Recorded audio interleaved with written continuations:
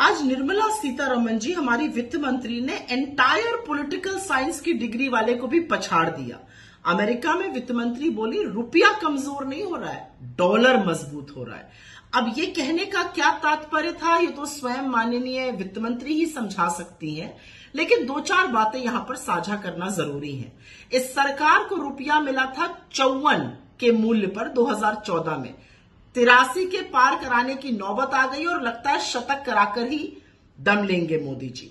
दूसरी बात, रुपए को मजबूत करने के लिए पिछले 10 से 11 महीने में $100 बिलियन खर्चा किए गए हैं, लेकिन रुपया संभल नहीं रहा है, मजबूत नहीं हो रहा है, क्योंकि विदेशी निवेशकों को भारत की अर्थव्यवस्था पर और मोदी सरकार की नीतियों पर रत्ती भर भी भरोसा नहीं है।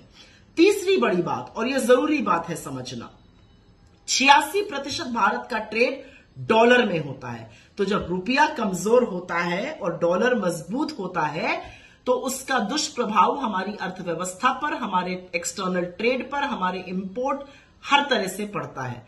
लेकिन वित्त मंत्री को तो इसकी चिंता ही नहीं है। उन्होंने आज एक नई थ्योरी निकाल दी, रुपया कमजोर नहीं हो रहा है, डॉलर मजबूत हो रहा है। वैसे ही जैसे उनके आका ने एक बार बोला था कि सर्दी नहीं बढ़ रही है, लोगों की उम्र बढ़ गई है, वो सह नहीं पा रहे। खैर, मुझे ऐसा लगता है कि कमजोर होता रुपया महंगाई को बढ़ाता है, टूटता होता रुपया आपके खाने की थाली तक को प्रहार करता है, और इसलिए वित्त मंत्री को इस तरह के बयान देने से बचना चाहिए। लेकिन लहसुन प्याज वो खाती नहीं है, रुपया जो है वो कमजोर हो नहीं रहा है, बेरोजगार है नहीं, फ्री फंड का खाना मिल रहा है, महंगाई कहीं दिखती नहीं है, यही सब बातें कहकर काम चलाया जा रहा है। देश की जनता जूझ रही है तो जूझ रहे, उनसे उनको क्या मतलब है।